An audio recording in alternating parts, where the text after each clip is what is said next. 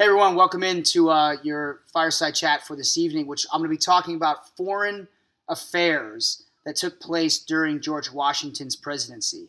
The key theme today builds on what we ended class with today, which is the splitting of political parties for the first time in American history. In Washington's cabinet, we had that feud between Thomas Jefferson, his Secretary of State, and Alexander Hamilton, his Secretary of the Treasury. Hamilton and his group formed the Federalist Party, while Jefferson and his group formed the Democratic-Republican Party. Now, the differences between the Federalists and Hamilton's guys and Jefferson and his Democratic-Republicans, or Dem Reps, we're going to look at today over the course of foreign affairs. Tomorrow in class, we're going to look at domestic affairs, things that happened in the United States that further drove the wedge between the two groups. So let's take a look here. And I want to start with Britain. After the Treaty of Paris, we went over the terms in which the British agreed that they would move all their troops out of forts that they had left in the Northwest Territory. Unfortunately, the British were slow to do that. They remained in the forts, and they kept people and troops in the United States even after the war was over. That was a problem. Also, what the British had begun to do was they were taking their Navy, British Navy, were in the Atlantic, and they were going around to American ships, like American merchant ships especially. And the British Navy would board the ships, and they would actually kidnap and take American sailors off the American boats, and they would bring them onto the British boats and kidnap them and make them fight for the British Navy.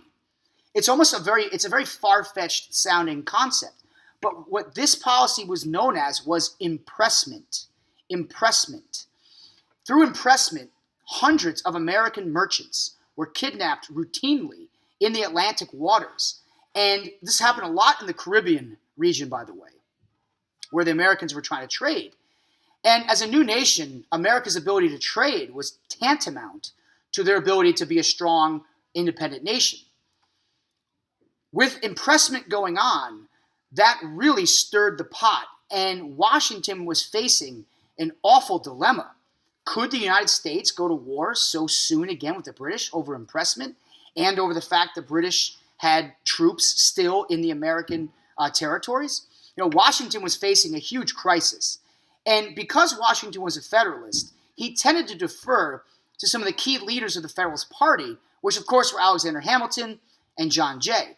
And so together, Washington and Hamilton concocted a strategy which they sent John Jay to go to England, where John Jay tried to negotiate a treaty to avoid war with the British. Now, Jay would definitely negotiate a treaty, and the treaty became known as Jay's Treaty. However, Jay's Treaty was a disaster. The United States did not win and get what it sought.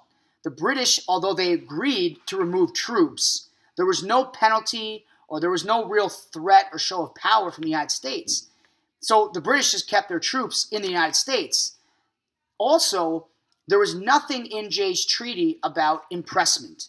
And that really disturbed a lot of Americans, especially the Dem Reps. And the Dem Reps looked at Jay's Treaty as evidence that Washington and the Federalists were weak. And so Jefferson and his group, including James Madison, who was another big famous Dem Rep, the Dem Reps used the Jay's Treaty as evidence that the Federalist Party was weakening its position in foreign affairs. Although there was no war with Britain, Jay's Treaty was viewed as somewhat of a disaster for the United States. But the other issue involved France. So Jay's Treaty was one issue that split the Federalists and Dem Reps. The other issue was the French Revolution. In 1789, the French peoples began revolting against the king. Very similar. We talked about this with obviously the American Revolution.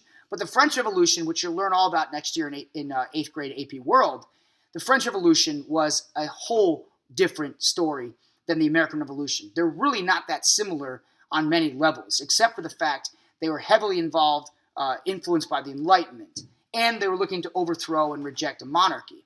But the French Revolution was a ticking time bomb for the United States, and Washington was keenly aware of a couple factors with the French Revolution.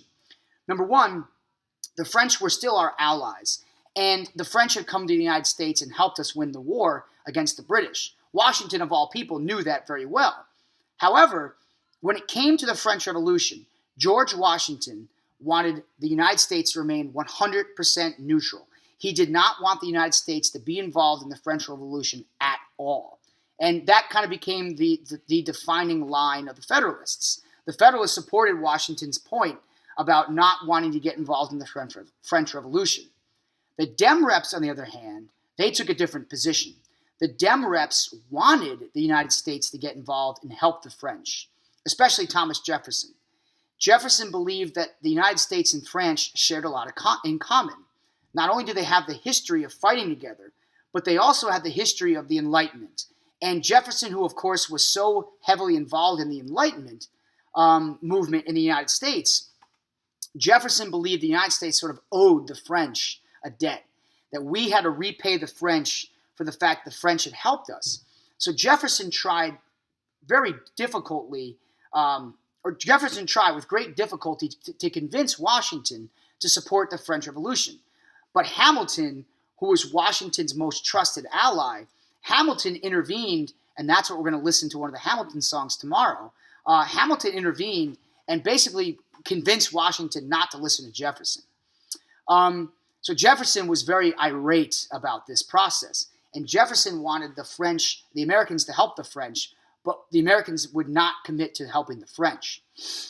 Not only was the French Revolution going on, though, in France, but this also hit very close to home for the Americans because down in the Caribbean, during the French Revolution, slaves rebelled during the Haitian Revolution, and they overthrew the French in the Caribbean. Now, that worried a lot of Americans because their fear was, oh my gosh, is there going to be a slave uprising now here in the United States? If slaves find out about what happened in Haiti. And that was a legitimate fear. So Jefferson tried to use this to his advantage. He really, again, tried to convince Washington that something had to be done because of the fact that there could be a slave revolt in New York, in America. So Jefferson once again tried to get Washington to help the French, but Washington would not budge. He was resolute in keeping America neutral. In fact, during Washington's presidency, Washington asked Congress to pass a law that made the United States neutral. It was just simply called the Neutrality Law. And the Neutrality Law was passed during Washington's presidency mainly to keep the United States out of any conflict with France. Because ultimately, while Jefferson saw our need to help the French as being key to the Enlightenment and supporting our revolutionary brothers, Washington thought that if the United States got involved with the French, that would mean the United States would get involved in another war with Britain. And Washington wanted to keep the country out of war. That was one of his main objectives in the early parts of the United States history during his first two presidencies. Keep us out of war.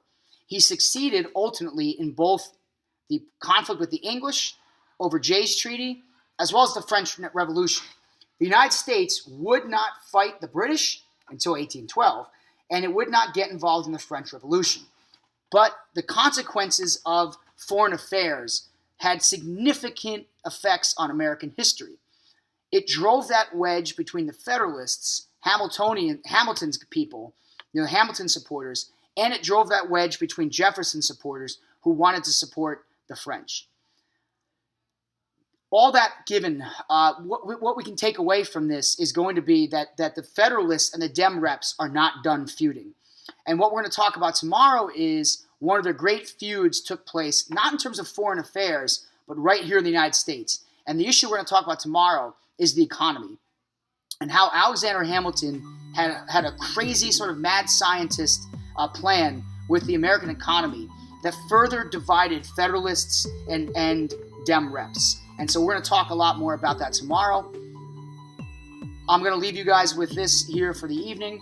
I hope you guys enjoyed the Fireside Chat. I'm looking forward to catching your mini Fireside Chats. I'll be working on putting that spreadsheet together here the next couple of days. So in the meantime, I'll end things as always. Take care, 7th graders. The past shapes the future. Have a good evening.